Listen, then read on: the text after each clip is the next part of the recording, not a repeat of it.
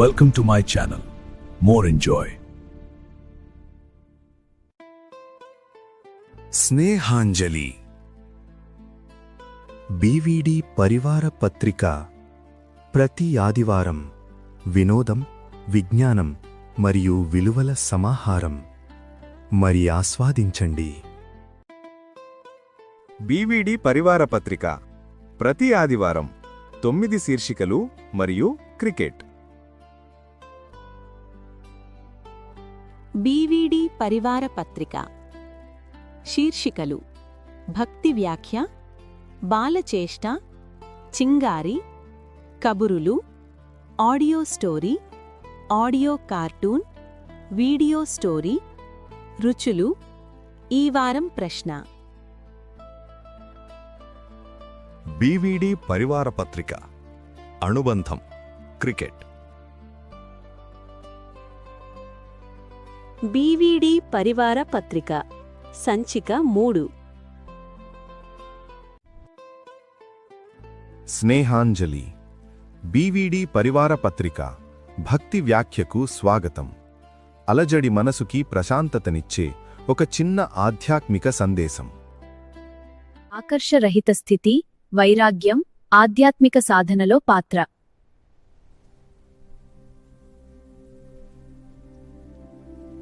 ఆధ్యాత్మిక జీవితం అంటే కేవలం పూజలు, ధ్యానాలు మాత్రమే కాదు, మనసు లోపల జరిగే మార్పు.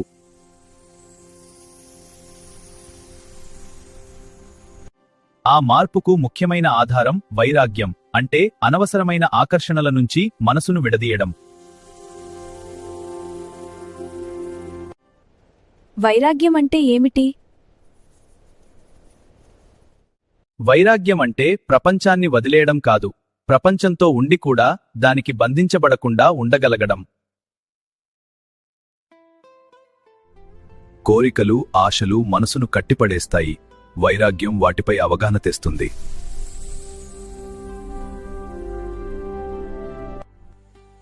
ఉన్నది సరిపోతుంది అనే సంతృప్తి పెంచుతుంది.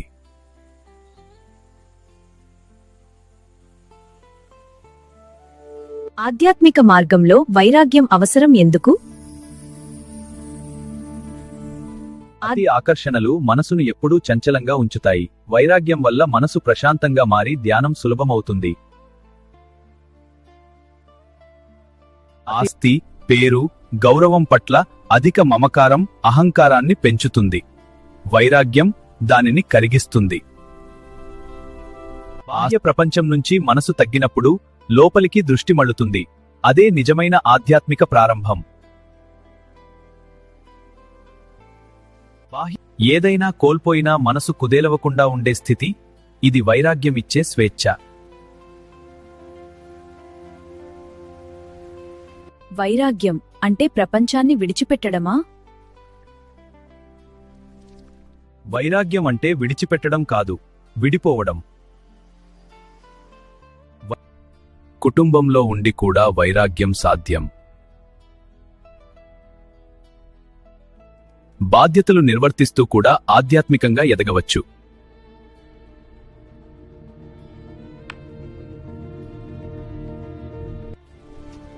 ముఖ్యంగా ఆసక్తి లేకుండా కర్తవ్యాన్ని చేయడం.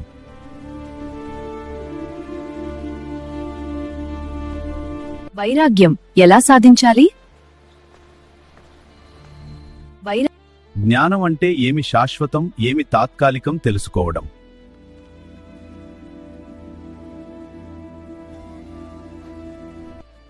ధ్యానం అంటే మనసును నియంత్రించడం.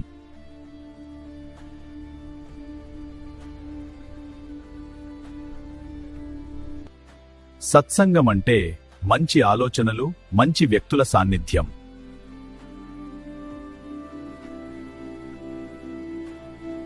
సంతృప్తి అంటే ఉన్నదానితో సంతోషంగా ఉండడం.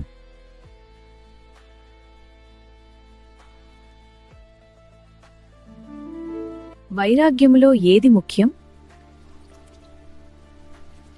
అతి వైరాగ్యం కూడా ప్రమాదకరం. జీవితం పట్ల నిరాసక్తి కాదు, సమతుల్యమైన వైరాగ్యం అవసరం. వైరాగ్యం లేకుండా ఆధ్యాత్మిక మార్గం పూర్తిగా ఫలించదు. అది మనసును శుద్ధి చేస్తుంది, దృష్టిని లోపలికి మళ్లిస్తుంది, నిజమైన ఆనందాన్ని అనుభవించే స్థితికి తీసుకెళ్తుంది. అందుకే వైరాగ్యం అనేది వదిలేయడం కాదు, విముక్తి పొందడం.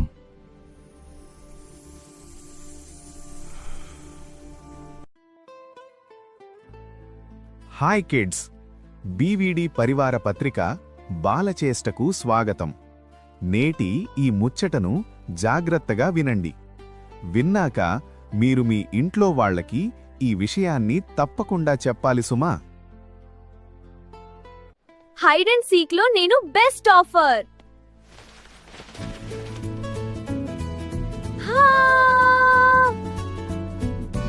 ఈ పాత గోడ బాగుండలేదని నేనే దీన్ని బహుమతిలాగా కొత్తగా డిజైన్ చేస్తున్నా. బాగుంది కదూ మమ్మీ?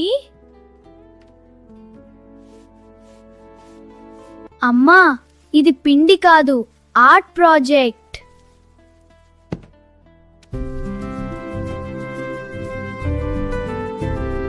నల్ల పూసకు నూనె పెట్టి దిష్టి తగలకుండా అలంకరించుకుంటున్నా.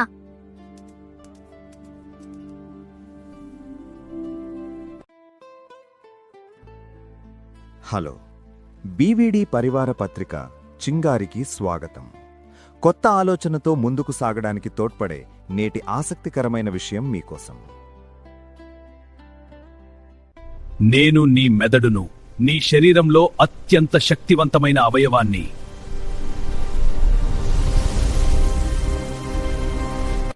నా బరువు 1.3 నుండి 1.5 కిలోల మధ్యలో ఉంటుంది.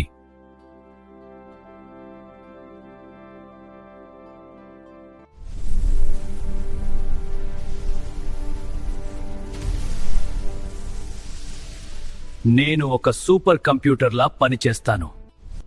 నీ ప్రతి ఆలోచన, ప్రతి నిర్ణయం, ప్రతి కదలిక అన్నీ నా నియంత్రణలోనే ఉంటాయి.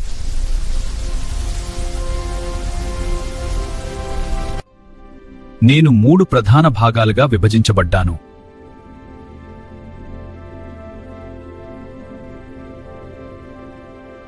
నా పెద్ద భాగం సెరెబ్రమ్. ఇది నీ ఆలోచనలు, జ్ఞాపకాలు, నిర్ణయాల కేంద్రం.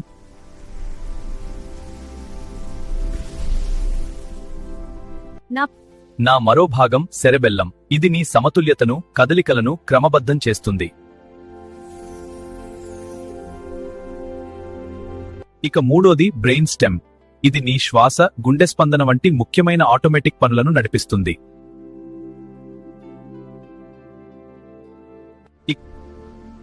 ఈ నా 3 భాగాలు కలిసి నీ జీవితాన్ని సమన్వయం చేస్తాయి.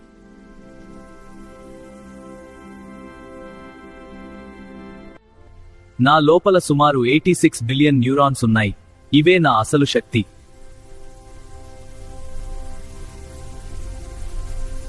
ఇంతకీ నా న్యూరాన్స్ అంటే ఒక ప్రత్యేకమైన కణాలు. ఇవి సమాచారం పంపే, స్వీకరించే, ప్రాసెస్ చేసే ప్రధాన భాగాలు. ప్రతి న్యూరాన్ ఒక చిన్న ఎలక్ట్రిక్ వైర్లా ఉంటుంది.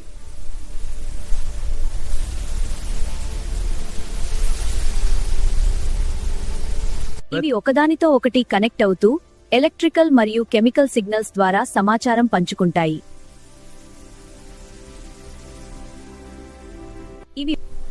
ఈ భారీ నెట్వర్క్ నే నా టెక్నాలజీకి పునాది.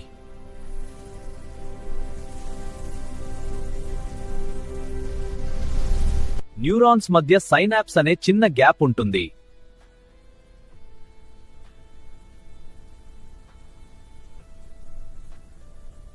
ఒక న్యూరాన్ నుంచి మరో న్యూరాన్ కి సమాచారం పంపేటప్పుడు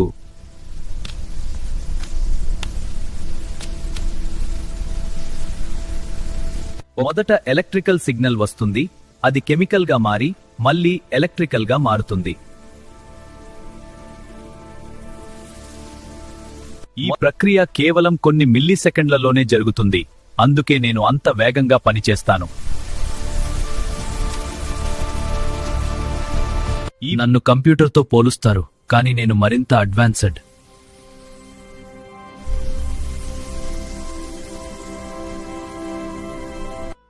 నేను ఒకేసారి అనేక పనులు చేయగలను. దీనిని ప్యారలల్ ప్రాసెసింగ్ అంటారు.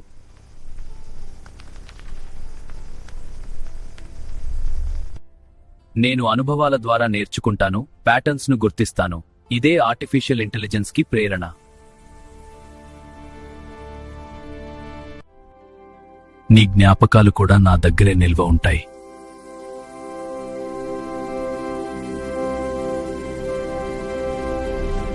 మొదట సమాచారం సెన్సరీ మెమరీగా వస్తుంది.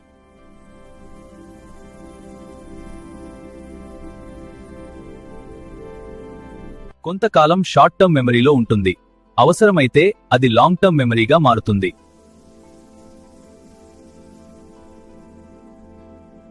న్యూరాన్స్ మధ్య కనెక్షన్స్ బలపడితే అది జ్ఞాపకంగా నిలుస్తుంది.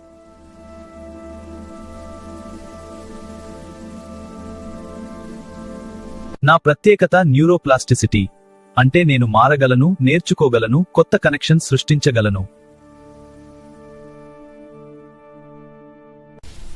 డ్యామేజ్ అయిన భాగాలను కూడా కొంతవరకు రిపేర్ చేసుకోగలను.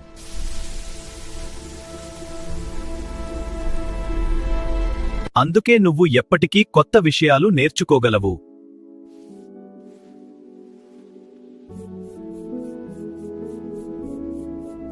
నీ కళ్ళ ద్వారా, చెవుల ద్వారా, చర్మం ద్వారా వచ్చే ప్రతి సమాచారం నా దగ్గరికి వస్తుంది. నేను దానిని విశ్లేషించి అర్థం చేసుకుని వెంటనే స్పందిస్తాను. ఇది అంతా రియల్ టైంలో జరుగుతుంది.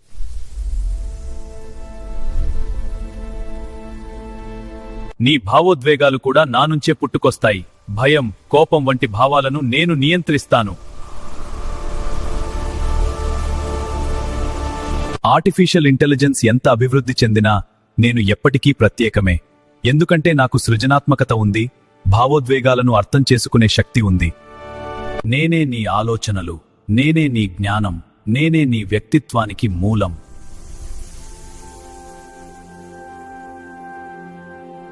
యంత్రం మంత్రం తంత్రం నాకు సాటి కావు. నాకు నేనే మేటి.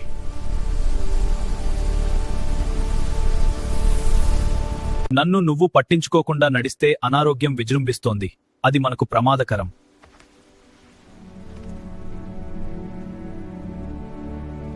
చివరగా బట్ నాట్ లీస్ట్, నేనే నువ్వు, నువ్వే నేను. That's it.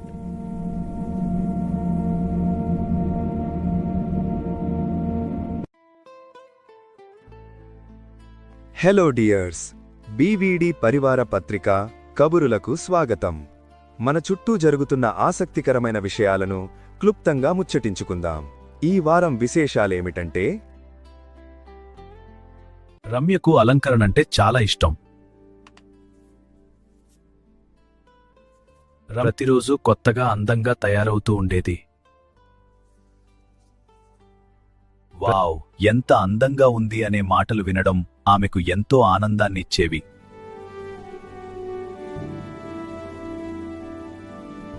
అదే సమయంలో లక్ష్మి మాత్రం చాలా సాధారణంగా ఉండేది. ఆమెకు అలంకరణంటే అంత ఆసక్తి ఉండేది కాదు. కానీ ఆమె ముఖంలో మధురమైన చిరునవ్వు, మాటల్లో ప్రేమ, ప్రవర్తనలో దయ కనిపించేవి. ఒకరోజు రమ్య, లక్ష్మి తారసపడ్డారు. హలో లక్ష్మి, ఎలా ఉన్నావు? బాగున్నాను రమ్య, నువ్వు? నేను కూడా బాగున్నాను. ఒక- మీరు అలంకరించుకోరు, కానీ చాలా అందంగా అనిపిస్తారు. ఎందుకు? బంగారం, బయట అలంకరణ కంటే మన హృదయాన్ని అలంకరించుకోవడం ముఖ్యం. మన మాటల్లో ప్రేమ ఉండాలి, మన మనసులో దయ ఉండాలి, మన పనుల్లో నిజాయితీ ఉండాలి. అదే నిజమైన అందం. లక్ష్మి మాటలు రమ్య హృదయాన్ని లోతుగా తాకాయి. తర్వాత రమ్య తన రూపంతో పాటు తన మనసును కూడా అందంగా ఉంచుకోవాలని నిర్ణయించుకుంది.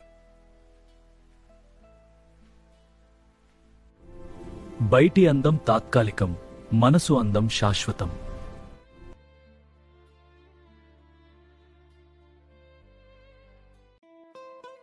స్నేహాంజలి బీవీడీ పరివార పత్రిక ఆడియో స్టోరీకి స్వాగతం. మనసుని హత్తుకునే మాటలతో, మధురమైన అనుభూతులతో సాగి ఈనాటి కథా ప్రయాణాన్ని ప్రారంభిద్దాం. ప్రతిబింబాంతరాలు, బీవీడీ ప్రసాదరావు రచన. రాత్రి 12 దాటింది. ప్రకృతి కోపంగా గర్జిస్తోంది.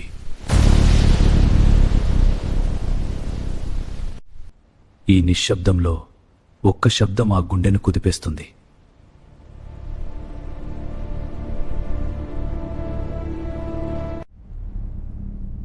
ఆ శబ్దం తలుపు దగ్గర నుంచి వస్తుంది.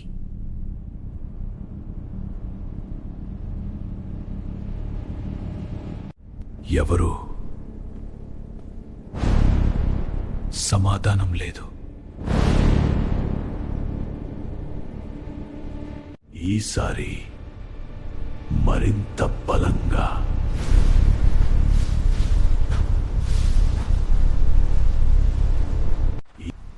బయట ఎవరూ లేరు.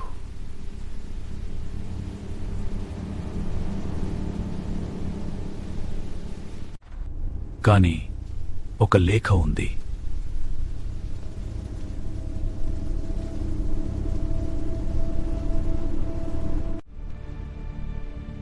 ఆ ఉత్తరంలో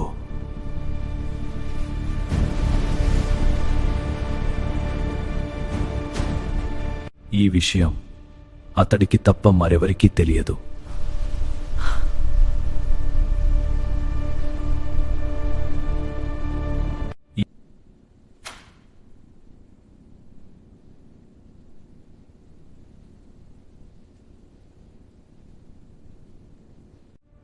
నేను తిరిగి వచ్చాను. అది అతడే.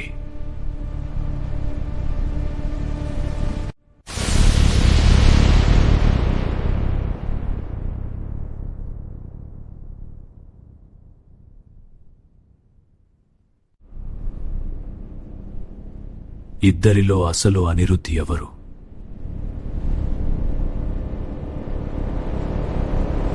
కొన్ని భయాలు నిజాన్ని నొక్కేస్తాయి, మతిని కూడా మభ్యపరుస్తాయి.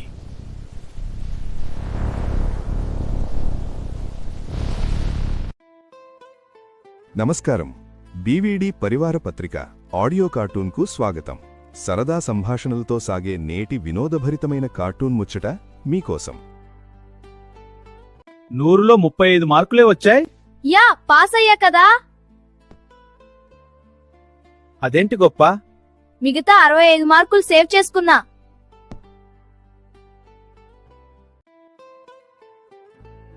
నమస్కారం. బీవీడీ పరివార పత్రిక వీడియో స్టోరీకి స్వాగతం. అద్భుతమైన విజువల్స్తో సాగే నేటి కథనం మీ ఆలోచనల్లో నిలుస్తుందని ఆశిస్తున్నాం.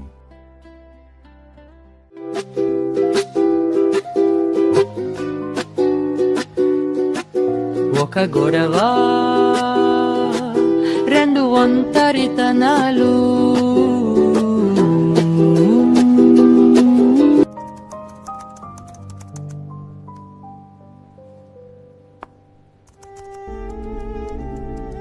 Okay, that update is complete. Sending it over now.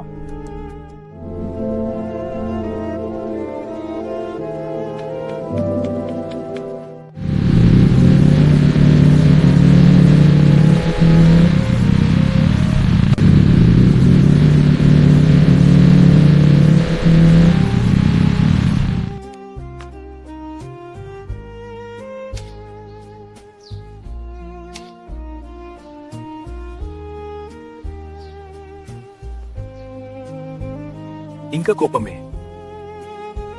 ఇంకా కోపమే.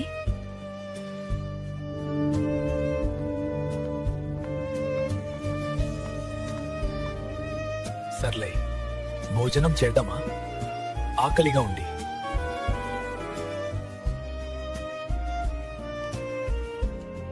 అరే, అర్థం చేసుకో.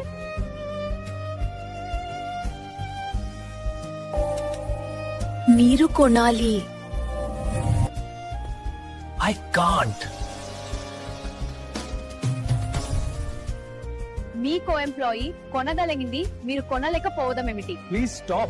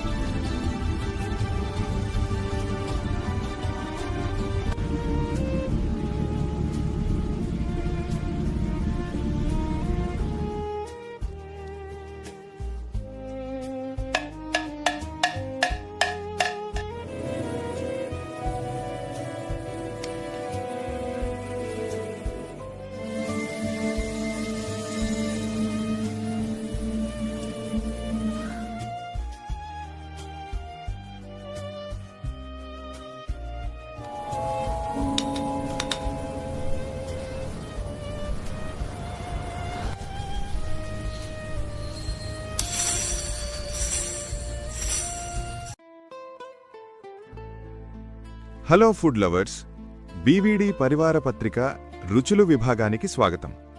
ఆరోగ్యం వంటింటి నుండే మొదలవుతుంది. ఈరోజు రుచికరమైన మరియు ఆరోగ్యకరమైన ఒక ప్రత్యేక వంటకాన్ని ఎలా చెయ్యాలో తెలుసుకుందాం.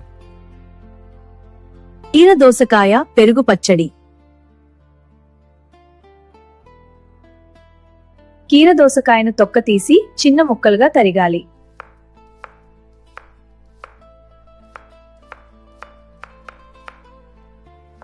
ఒక గిన్నెలో పెరుగు తీసుకుని బాగా గిలకొట్టాలి.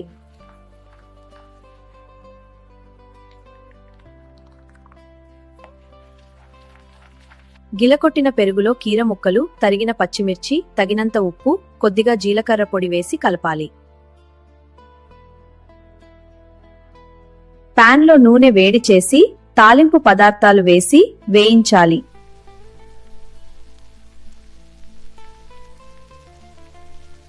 ఆ తాలింపును పెరుగు మిశ్రమంలో వేసి కలపాలి.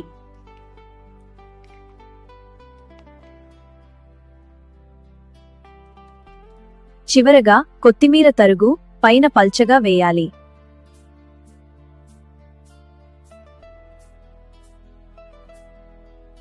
ఈ పచ్చడిని అన్నం, గోధుమ చపాతీ లేదా పులిహోర వంటి వంటకాలతో కలిపి తింటే చాలా రుచిగా ఉంటుంది.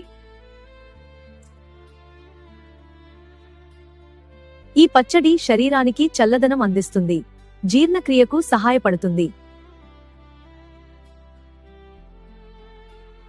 నీరసం, అలసట తగ్గిస్తుంది, విటమిన్లు, మినరల్స్ సమృద్ధిగా అందిస్తుంది.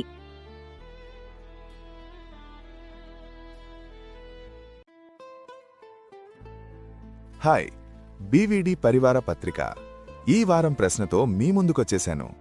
ప్రశ్న చాలా సింపుల్గా ఉంటుంది, కానీ సమాధానం ఆలోచించి కామెంట్ సెక్షన్ ద్వారా ఇవ్వాలి సుమా.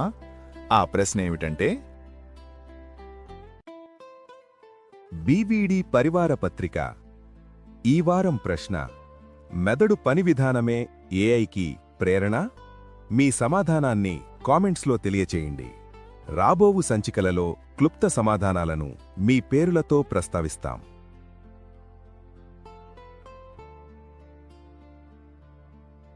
బీవీడీ పరివార పత్రిక flash point. Flash news Telugu రచయిత బివిడి ప్రసాదరావు తన రచనలతో కూడిన తెలుగు బ్లాగ్ నిర్వహిస్తున్నారు.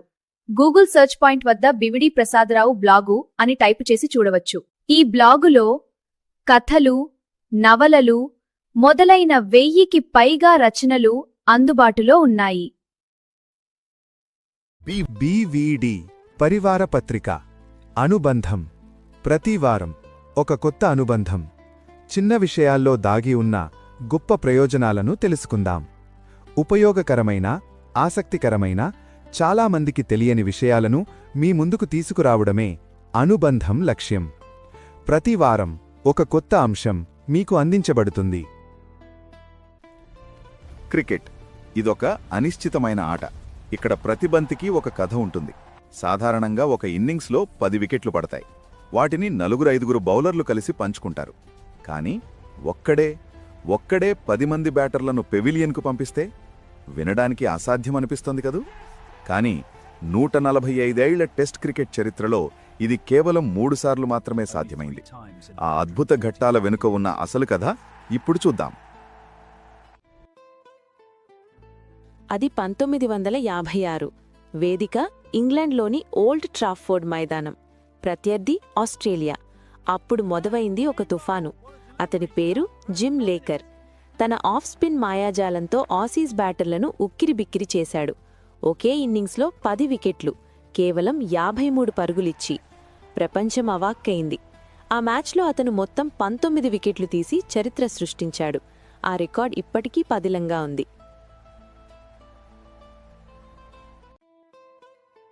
1999లో ఢిల్లీలోని ఫిరోజ్ షా కోట్లా మైదానం మరో అద్భుతానికి సాక్ష్యమైంది. ఈసారి ప్రత్యర్థి చిరకాల ప్రత్యర్థి పాకిస్తాన్. భారత్ గెలవాలంటే అద్భుతం జరగాలి.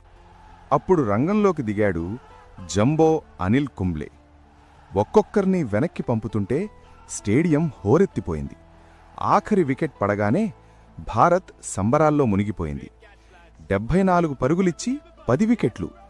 భారత క్రికెట్ చరిత్రలో ఇది ఎప్పటికీ చిరస్మరణీయమే. ఈ ఘనతల తర్వాత 2021లో ముంబై వాంకడే స్టేడియంలో తిరిగి అద్భుతం రిపీట్ అయింది. న్యూజిలాండ్ స్పిన్నర్ అజాజ్ పటేల్ టీమిండియాపై ఒంటరి పోరాటం చేశాడు. విచిత్రమేమిటంటే అజాజ్ పుట్టింది ముంబైలోనే. తన సొంత గడ్డపైనే 119 పరుగులు ఇచ్చి 10కి 10 వికెట్లు తీసి చరిత్ర పుటల్లో ఎక్కాడు. టెస్ట్ క్రికెట్ చరిత్రలో పర్ఫెక్ట్ 10 సాధించిన 3వ వ్యక్తిగా నిలిచాడు.